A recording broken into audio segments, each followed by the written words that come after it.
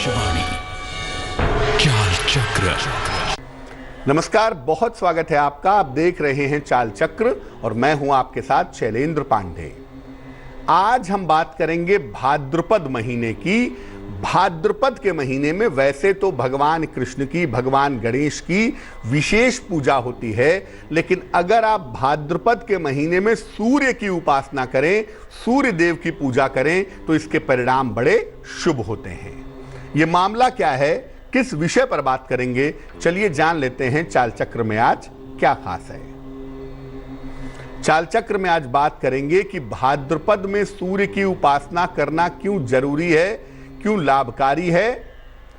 सूर्य की उपासना से भाद्रपद के महीने में कौन सी मुश्किलें दूर होंगी और भाद्रपद में सूर्य की विशेष कृपा कैसे मिलेगी, आज इस विषय पर बात करेंगे। तो भाद्रपद के महीने में सूर्य उपासना का पूरा मामला क्या है, इसको समझने की कोशिश करेंगे, लेकिन उसके पहले जान लेते हैं आज का पंचांग। आज तिथि है भाद्रपद कृष्ण पक्ष की षष्ठी तिथि। नक्षत्र है रेवती, इसके उपरांत अश्विनी नक्षत्र। चंद्रमा मीन राशि में, इसके मेष राशि में संचरण कर रहे हैं। राहु काल का समय शाम को 4:30 से तकरीबन 6 बजे तक। पश्चिम दिशा की तरफ यात्रा करने की मनाही है, लेकिन अगर यात्रा करना जरूरी है, मजबूरी है, तो ऐसी दशा में जरा सा पान का पत्ता खाकर और भगवान का स्मरण करके अगर यात्रा करेंगे तो मुश्किल से बचे रहेंगे। सबसे पहले जानते हैं कि सूर्य का हमारे जीवन पर क्या असर पड़ता है और भाद्रपद के महीने में सूर्य समस्या क्यों पैदा करता है। देखिए, सूर्य हमारे जीवन के लिए, हमारे प्राण के लिए सबसे ज्यादा महत्वपूर्ण है। अगर सूर्य ना हो तो पृथ्वी पर जीवन की कल्पना नहीं की जा सकती। हमारा स्वास्थ्य कैसा होगा, हमारे रिश्ते कैसे होंगे, हमारा मान सम्मान कैसा होगा, ये सूर्य पर ही निर्भर करता है।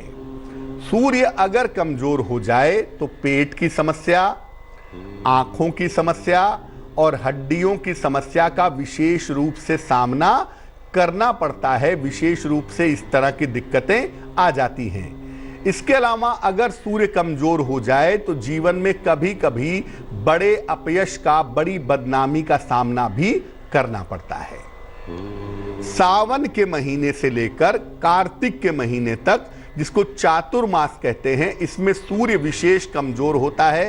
हालांकि 15 अगस्त से 15 सितंबर के बीच में थोड़ा मध्यम हो जाता है, लेकिन मोटे तौर से जुलाई, अगस्त, सितंबर, अक्टूबर के महीने में सूर्य आम तौर पे कमजोर होता है। इसलिए इस समय बीमारियों का, बेरोजगारी का खतरा ज्यादा होता है और जिनका सूर्य कमजोर होता है, जिनका सूर्य गड़बड़ होता है, उनके मान सम्मान की समस्या पैदा हो जाती है। अगर इस समय में, खासतौर से भाद्रपद के महीने में, सिर्फ सूर्य देव की उपासना की जाए तो आप मानसिक, शारीरिक और आर्थिक रूप से ठीक रह सकते हैं, बेहतर बन सकते हैं। अब ये जानते हैं कि सूर्य की उपासना किस तरीके से की जाएगी भाद्रपद महीने में, जिससे हमारा स्वास्थ्य अच्छा बना रहे, हमारा स्वास्थ्य बेहतर रहे। भाद्रपद में कैसे करेंगे सूर्य की पूजा? रोज सवेरे स्नान करके कोशिश करें 8 बजे के पहले नहा करके सूर्य भगवान को जल चढ़ाएं। सादा जल नहीं होगा, जल में थोड़ा सा कुमकुम मिला लें या थोड़ी सी रोली मिला लें तो बहुत ही अच्छा होगा। इसके बाद सूर्य देव का मंत्र है ओम आदित्याय नमः। ओम आदित्याय नमः, इस मंत्र का कम से कम 108 बार जप करें, रुद्राक्ष की माला से या लाल चंदन की माला से। दही और कच्ची सब्जियों का, सलाद का प्रयोग या सेवन ना करें। भाद्रपद के महीने में कच्ची चीजों का प्रयोग करना, दही का प्रयोग करना बिल्कुल भी सूटेबल नहीं होगा। इस महीने में लाल रंग के वस्त्रों का आप जितना ज्यादा प्रयोग करेंगे उतना ही ज्यादा आपके लिए शुभ होगा, उतना ही ज्यादा आपके लिए मंगलकारी रहेगा। तो इस महीने में यानी भाद्रपद के महीने में आप लाल रंग और कुछ दशाओं में पीले रंग का अगर प्रयोग करें तो इसके परिणाम आपके लिए काफी बेहतर होंगे। अब ये जानते हैं कि सूर्य की उपासना कैसे करें भाद्रपद में कि हम बेरोजगारी से और आर्थिक समस्याओं से बाहर आ जाएं। अगर बेरोजगारी की समस्या है, धन की समस्या है, तो भाद्रपद के महीने में कैसे पूजा की जाएगी? नित्य प्रातः जल में हल्दी मिला करके सूर्य भगवान को जल अर्पित करें। अगर समस्या रोजगार की है या समस्या धन की है तो जल में हल्दी मिला करके रोज सवेरे आप आज से ही, कल से ही सूर्य को जल देना शुरू कर दीजिएगा। इसके बाद वहीं पर खड़े होकर के या बैठ करके हिंदी में या संस्कृत में आदित्य हृदय स्तोत्र का पाठ करेंगे। रविवार के दिन नमक और सरसों के तेल का प्रयोग करना बंद कर देंगे। ये उपाय जैसे जैसे करते जाएंगे आपके रोजगार से जुड़ी हुई समस्या, आपके धन से जुड़ी हुई समस्या सूर्य की कृपा से दूर जरूर हो जाएगी। अब एक और बात जान लेते हैं कि किस प्रकार सूर्य की उपासना से इस समय मान सम्मान मिल सकता है, अपयश से बचाव हो सकता है, बदनामी से छुटकारा मिल सकता है। देखिए, अगर आपको इस समय में मान सम्मान चाहिए, अपयश से आपको बचना है, तो जल में रोली मिला करके सूर्य भगवान को रोज सवेरे जल अर्पित करिए। डेली मॉर्निंग 8 बजे के पहले करें तो बहुत अच्छा होगा। जब आप रोली मिला करके सूर्य को जल चढ़ाएंगे तो लोटे के किनारे पर भी थोड़ी बहुत रोली लगी रह जाती है। इस रोली को अपने मस्तक पर या अपने कंठ पर लगाएं और इसके बाद अपने पिता के चरण स्पर्श करें या उनका स्मरण करें और इसके बाद गुड़ खाएं। अगर ऐसा नियमित रूप से आप करना शुरू करें तो आपका मान सम्मान बढ़ेगा और किसी भी तरह के अपयश से, किसी भी तरह की बदनामी से आपको छुटकारा जरूर मिलेगा। अब भाद्रपद के महीने में सूर्य देव का कौन सा मंत्र पढ़ेंगे और कैसे पढ़ेंगे जिससे फायदा हो? देखिए, सूर्य के बहुत सारे नाम हैं, कभी चर्चा करेंगे सूर्य के 21 नामों के ऊपर, लेकिन सूर्य का जो विशिष्ट नाम है, सूर्य को कहते हैं हिरण्यगर्भ। तो सूर्य का मंत्र होगा भाद्रपद का ओम हिरण्यगर्भाय नमः, ओम हिरण्यगर्भाय नमः। अगर भाद्रपद में सूर्य का ये मंत्र पढ़ा जाए नित्य प्रातः लाल चंदन की माला से या रुद्राक्ष की माला से, तो सूर्य आपका प्रबल होना निश्चित रूप से शुरू हो जाएगा, सूर्य आपका ताकतवर होना शुरू हो जाएगा। और अगर कुंडली में सूर्य का बुरा वक्त चल रहा है, सूर्य की बुरी दशा चल रही है या सूर्य की वजह से कोई दिक्कत आपको जिंदगी में दिखाई दे रही है, तो भाद्रपद के महीने में इस मंत्र का जप आप नित्य प्रातः करना शुरू करें, आपको निश्चित रूप से लाभ होगा। वक्त एक छोटे से ब्रेक का हो गया है, लेकिन ब्रेक पर जाने के पहले आपको बता देते हैं कि आज की जिज्ञासा क्या है। आज की जिज्ञासा है कि क्या भाद्रपद के महीने में नया काम नहीं करना चाहिए, या अगर हम नया काम करना चाहें तो क्या इसके परिणाम बुरे होंगे?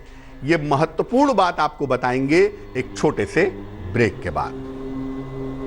भविष्यवाणी ज्ञान चक्र, भविष्यवाणी ज्ञान चक्र। स्वागत है आपका ब्रेक के बाद। ब्रेक पर जाने के पहले हम आपको बता रहे थे कि भाद्रपद के महीने में सूर्य भगवान की उपासना कैसे की जाएगी। इस समय एक दर्शक जुड़ रही हैं, वैष्णवी हैं हमारे साथ, उनसे बात करते हैं। बताइए वैष्णवी। हेलो पंडित जी, नमस्कार। जी नमस्कार, बताइए। मेरा भाई का बारे पूछना है। डेट ऑफ बर्थ बताइए भाई की। 22 जून 76। 22 जून, साल बताइए। 76। 26 76। 76 76। समय बताइए।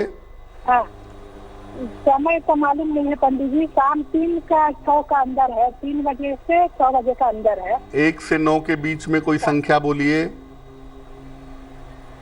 6। अब पूछिए प्रश्न क्या है। पंडित जी, इसका कोई भी काम पूरा नहीं हो रहा है, जिस काम भी करता है अधूरा में रुक जाता है, और इसका राशि क्या है, लाइफ इसका कैसा रहेगा, बहुत कष्ट में है पंडित जी। एक लड़का है उसका, तो कोई भी काम करता है, काम करते करते उसका खत्म हो जाता है, स्टार्ट करता है लेकिन रुक जाता है काम। कौन सा राशि, कौन सा नक्षत्र है पंडित जी? ये आपके भाई साहब का डेट ऑफ बर्थ आपने बताया है लेकिन समय नहीं बताया है, तो हम प्रश्न कुंडली देखेंगे। सूर्य लग्न आपके भाई का जो है वो मिथुन लग्न है, और राशि आपके भाई की मेष राशि है, नक्षत्र है अश्विनी नक्षत्र। जहां तक आपके भाई के जीवन में उन्नति का प्रश्न है, जो प्रश्न कुंडली बनती है और जो जन्म की तारीख वाली कुंडली बनती है, दोनों में ही मंगल शनि की स्थिति अच्छी नहीं है, और मंगल शनि के गड़बड़ होने की वजह से जीवन में उतार चढ़ाव बहुत दिखाई देते हैं। मंगल शनि वाले पार्ट को ठीक करने की यहाँ पर आवश्यकता बनी हुई है।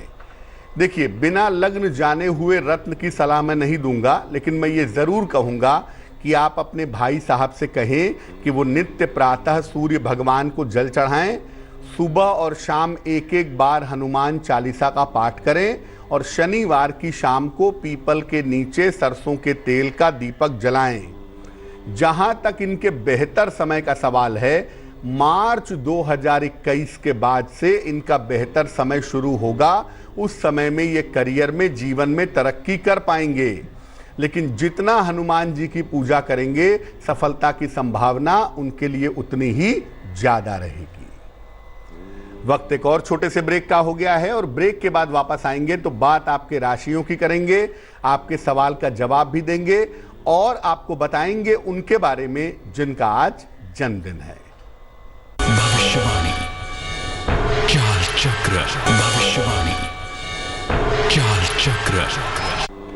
स्वागत है आपका ब्रेक के बाद। ब्रेक पर जाने के पहले हम आपके सवालों के जवाब दे रहे थे और सूर्य की उपासना के बारे में आपसे बात कर रहे थे। अब हम बात करेंगे आपके राशियों की, आपके सवाल के जवाब भी देंगे, लेकिन उसके पहले स्वस्थ रहने के सरल उपाय निरोगी भव में। अगर आप बैगन का नियमित रूप से सेवन करते हैं तो इससे कोलेस्ट्रॉल की समस्या में और हृदय रोग की समस्या में निश्चित रूप से सुधार होता है। तो बैगन का नियमित रूप से प्रयोग करें, कोलेस्ट्रॉल की समस्या ठीक होगी, और कार्डियो प्रॉब्लम में, हृदय रोग में भी निश्चित रूप से सुधार होगा। चलिए राशियों के सिलसिले की शुरुआत करते हैं, और सबसे पहले जानते हैं मेष राशि के बारे में। मेष राशि, पारिवारिक दायित्व उठाने पड़ेंगे, नौकरी में सावधानी रखें, सूर्य देव को जल अर्पित करें, शुभ रंग पीला, और भाग्य होगा 60%। वृष राशि, रिश्तों की समस्या हल होगी, रुका हुआ काम पूरा होगा, धन लाभ के योग बनते हैं, शुभ रंग नीला, और भाग्य होगा 70%। मिथुन राशि, आकस्मिक धन का लाभ होगा, परिवार में मंगल कार्य हो सकता है, नौकरी में बेहतरी होगी, शुभ रंग हरा, और भाग्य होगा 80%। कर्क राशि, मुकदमों में सफलता मिलेगी, सेहत में सुधार होगा, धन का लाभ होगा, शुभ रंग लाल, और भाग्य होगा 75%। सिंह राशि, आलस्य से भरा दिन रहेगा, जीवन साथी से विवाद हो सकता है, वाहन दुर्घटना से बचें, शुभ रंग गुलाबी, और भाग्य होगा 60%। कन्या राशि, व्यवसाय में लाभ के योग बनते हैं, विवाह तय हो सकता है, रिश्तों के मामले में आज के दिन सावधानी बनाए रखिएगा, शुभ रंग क्रीम, और भाग्य होगा 70%। तुला राशि, जीवन साथी से सहयोग मिलेगा, माता पिता का स्वास्थ्य बेहतर होगा, करियर में परिवर्तन के योग बन रहे हैं, शुभ रंग सफेद, और भाग्य होगा 65%। वृश्चिक राशि, कोई पुरानी समस्या हल होगी, नया वाहन खरीद सकते हैं, रुके हुए काम पूरे होंगे। शुभ रंग सुनहरा और भाग्य होगा 75%। धनु राशि, सेहत का ध्यान रखें, नौकरी में कुछ परिवर्तन होगा, सूर्य को जल अर्पित करें। शुभ रंग लाल और भाग्य होगा 60%।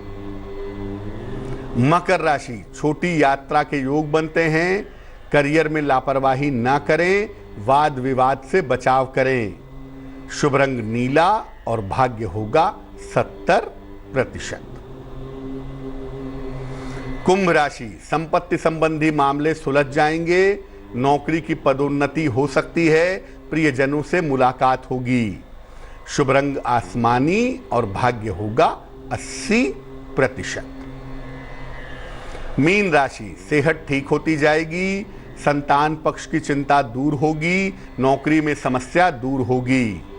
शुभ रंग पीला और भाग्य होगा 90%। एक दर्शक जुड़ रही हैं हमारे साथ, आशा हैं जलंधर से, उनसे बात करते हैं। आशा बताइए।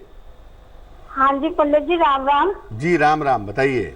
हाँ जी, मैंने ना अपनी बेटी के बारे में पूछना है। जन्म तारीख बताइए। उसका जन्म 11 दिसंबर 2018 में हुआ है, गुरदासपुर में हुआ है। 2018 में अभी हुआ है? हाँ जी, उसका मैंने ये पूछना था। समय तो बताइए। हाँ जी, समय दोपहर के 12 बजे, दिन के 12 बजे। कहाँ पे जन्म हुआ है? गुरदासपुर में। क्या जानना चाहती हैं इतनी छोटी बच्ची के बारे में? हाँ जी, मैंने ये जानना था कि ना उसका हमने दिखाया टेवा, तो उसका ना मकर राशि पड़ रही है जैसे, तो हमने उसका नाम जानवी रखा है, तो ये नाम मतलब इस अक्षर से सही रहेगा?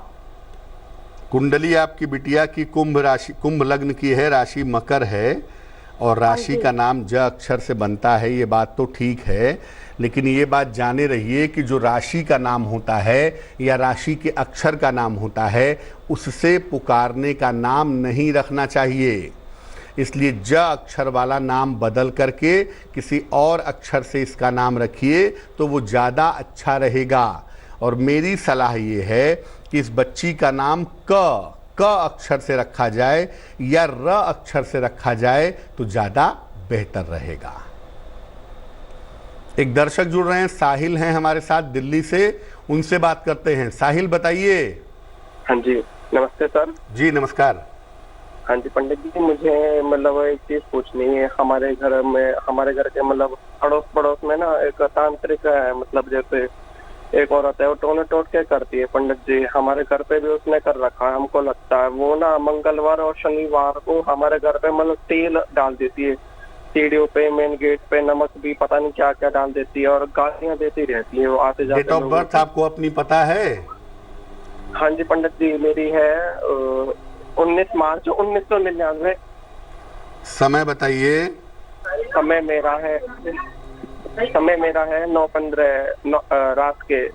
कहाँ पे जन्म हुआ है? पंडित जी हमारा हरियाणा में हुआ है, बल्लभगढ़ साइड में, रेंट पे रहते दिल्ली में। तो आप परेशान हैं कि आपके बगल में एक औरत रहती है जो तंत्र क्रियाएं करती है आप लोगों के ऊपर? हाँ, सामने घर है, इन फ्रंट ऑफ घर है, और हमने उसको एक बार देखा भी है तंत्र मंत्र करते हुए हमारे ऊपर, हमने पकड़ा भी है, लेकिन वो अपने हाथ से बाज नहीं आती, करती रहती है। अच्छा, आप ऐसा करो, एक लोटा पानी ले लो, किसी भी दिन सुबह नहा करके एक लोटा पानी ले लें और उस एक लोटे पानी में एक चुटकी नमक डाल लें। उसके बाद एक मंत्र पढ़ेंगे, ओम भम भैरवाय अनिष्ट निवारणाय स्वाहा। ओम भम भैरवाय अनिष्ट निवारणाय स्वाहा। ये मंत्र 108 बार पढ़िए और मंत्र पढ़ने के 5 मिनट बाद उस जल को पूरे घर में छिड़क दीजिए और बाकी बचा हुआ जल अपने घर की सीढ़ियों पे डाल दीजिए। ऐसा सप्ताह में 1 दिन करिए, हर रविवार के दिन। अगर आप ऐसा हर रविवार के रविवार करें तो जो नकारात्मक ऊर्जा है, जिसको आप तंत्र मंत्र कहते हैं, इस तरह की समस्या आपको परेशान नहीं करेगी। चलिए अब बात कर लेते हैं उनकी जिनका है आज जन्मदिन। जिन लोगों का जन्मदिन है उन्हें हम सबकी तरफ से जन्मदिन की हार्दिक शुभकामनाएं। आने वाले वर्ष में आपको अपने स्वास्थ्य का विशेष ध्यान रखना है। करियर में उतार चढ़ाव रह सकता है, लेकिन राहत की बात यह है कि पैसे रुपए की स्थिति आपकी ठीक बनी रहेगी। मुकदमेबाजी से और विवादों से इस साल में आपको छुटकारा भी मिलेगा। क्या करना चाहिए? पूरे साल भर हनुमान जी की अगर आप उपासना करें तो आपके लिए बहुत अच्छा रहेगा। चलिए अब जान लेते हैं आज की जिज्ञासा और उसका समाधान। लोगों का ऐसा कहना है कि भाद्रपद के महीने में, भादों के महीने में नया काम नहीं करना चाहिए। क्या है इसका सच? भाद्रपद का महीना चातुर्मास के अंदर आता है और इस महीने में देव शयन होता है, भगवान विष्णु का शयन होता है, इसीलिए नए काम की मनाही होती है। भाद्रपद के महीने में नए काम की शुरुआत नहीं करनी चाहिए, लेकिन जो काम पहले आरंभ हो चुके हैं उन्हें आगे बढ़ा सकते हैं। उन्हें आगे बढ़ाने में कोई हर्ज नहीं है। चलिए अब जान लेते हैं आज का शुभ पहर क्या है। आज का शुभ पहर है शाम को 7:30 से रात के 9 बजे तक। इस समय में पूजा स्थान पर घी का दीपक जलाएं।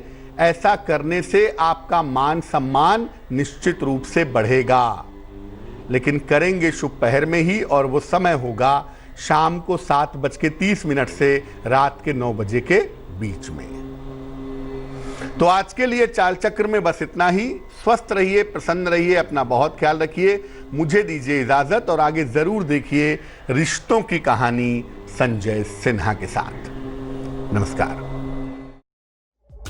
लेटेस्ट खबरों के लिए यूं ही देखते रहिए तेज, और इस वीडियो के पसंद आने पर लाइक, शेयर एंड सब्सक्राइब करना ना भूलें।